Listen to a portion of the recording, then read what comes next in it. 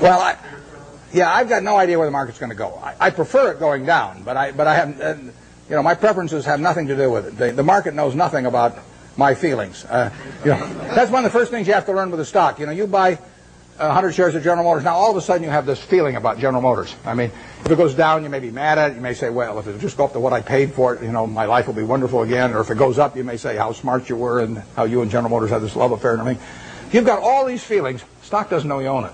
Stock just sits there. It doesn't care what you paid. It doesn't care that you owned it or anything. So any feeling I have about the market is not reciprocated. I mean, it is the ultimate. It is very cold shoulder we're talking about here. And anybody that is going to be a net saver, practically everybody in this room is more likely to be a net buyer of stocks over the next 10 years than they are a net seller. So every one of you should prefer lower prices. I mean, if you're going to be a net eater of hamburger in the next 10 years, you want hamburger to go down unless you're a cattle producer. And if you're going to be a buyer of Coca-Cola and you don't own Coke stock, you hope the price of Coke goes down. I mean, you're looking for it to be on sale this weekend at your supermarket. You want it to be down on the weekends, not up on the weekends when you're going to attend the supermarket. Your stock exchange is a big supermarket of companies, and you're going to be buying stocks. What do you want to have happen? You want those stocks to go down, way down. And, you will make better buys then. And later on, 20 years from now, 30 years from now, when you're in a period when you're dis-saving or when your heirs dis-save for you, after you're gone, I mean, then you may care about higher prices. But I find people, that was one of the, there's a chapter 8 in Ben Graham's Intelligent Investor about the attitude towards stock market fluctuations. And that and the chapter 20 on the margin of safety are the two most important essays ever written on investing as far as I'm concerned. Because when I read chapter 8, when I was 19, I figured, I just figured out what I just said, but it's obvious. I didn't figure it out myself, though. It was explained to me. I'd probably gone another 100 years if I had read and still thought it was good when my stocks were going up. Now we want things to go down, but I have no idea what the stock market's going to do. I never do. I never will. It's not something that I think about at all. When it goes down, I look harder at what I might buy that day. Because I know there's more likely to be some merchandise there that I can use my money effectively in. Okay, Warren, we'll take one more question from the audience. Okay, I'll let you pick who gets it. You can be the guy.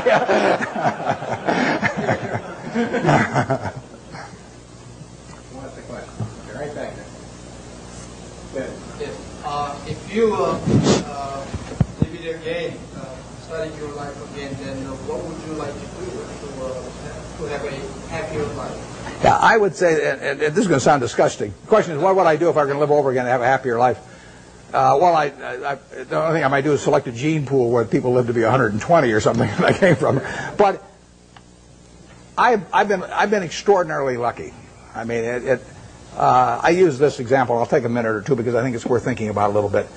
Let's just assume that it was 24 hours before you were born, and a genie came to you, and he said, Herb, you look very promising, and I've got a big problem. I've got to design the world in which you're going to live. And he said, I decided, the hell with it, it's too tough. You design it. So you've got 24 hours. You figure out what the social rules should be, the economic rules, the governmental rules, and you're going to live under those, and your kids are going to live under them, and their kids are going to live under.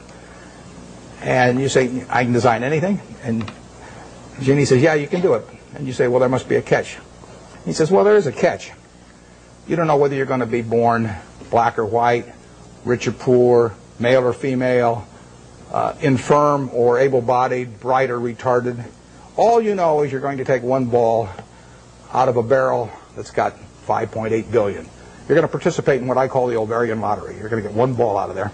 And that is the most important thing that's ever going to happen to you in your life, because that is going to control whether you're born here or in Afghanistan, or whether you're born with an IQ of 130 or an IQ of 70. It's going to determine a whole lot. And you're going to go out of the world and you're going to have that ball. Now, what kind of a world do you want to design? Well, I think that's a good way to look at social questions, because not knowing which ball you're going to get, you're going to want a ball that you're going to want design a system that's going to produce lots of goods and services, because you're going to want people on balance to live well. And you're going to want it that produces more and more, so your kids live better than you do and your grandchildren live better than the kids. But you're also going to want a system that, if it does produce lots of goods and services, does not leave behind a person that accidentally got the wrong ball and is not well wired for this particular system. See, I'm ideally wired for the system I fell into here. I mean, I came out and I got something that enables me to allocate capital. You know, nothing so wonderful about that. If all of us were stranded on a desert island, you know, we all landed there and we're never going to get off of it, the most valuable person would be the one that could raise the most rice, you know, over time. And you know, I could say, well, I can allocate capital. You know, how about paying meal? And you wouldn't get very excited about that. So I am in the right place. I mean, Gates says if I'd been born, you know, a few million years ago, I'd been some animal's lunch. You know, he says you can't run very fast, you can't climb trees, you can't do anything. You've just been chewed up in the first day. So he says you're lucky you were born today, and I am. But the question, getting back, one question you can ask yourself, incidentally, is here is this barrel with 5.8 billion balls. Everybody in the world. If you could put your ball back, and then they took out at random 100 other balls, and you had to pick one of those, would you put your ball back in? Now, those 100 balls that you're going to get out, roughly 5 of them will be American. So there's 95 versus 5. So you're only going to have 5 balls. If you want to be in this country, you're only going to have 5 balls now left. You know, half of them are going to be women, half of them are going to be men. I'll let you all decide how you vote on that one. Half of them are going to be below average intelligence, half are going to be above. I mean, do you want to put your ball back? Most of you, I think, will not want to put that ball back to get 100. So what you're saying is, I'm in the luckiest 1% of the world right now, sitting in this room, top 1% of the world. Well, that's the way I feel. I mean, I've been lucky to be born where I was, because it was 50-1 against me in the United States when I was born. Lucky with parents, lucky with all kinds of things, and then lucky to be wired in a way that in a market economy pays off like crazy for me. Doesn't pay off for somebody who's absolutely as good a citizen as I am, you know, leading Boy Scout troops, teaching Sunday school, whatever, raising fine families, but it just doesn't happen to be wired in the same way I am. So I've been extremely lucky, so I would like to be lucky again.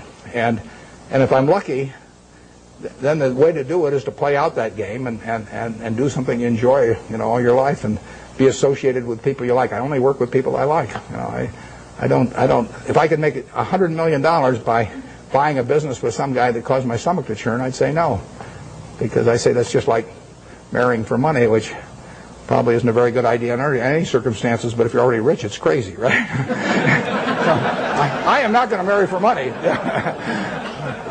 So I would really do almost exactly what I've done, except I don't think I'd have bought the U.S. Air. Thanks.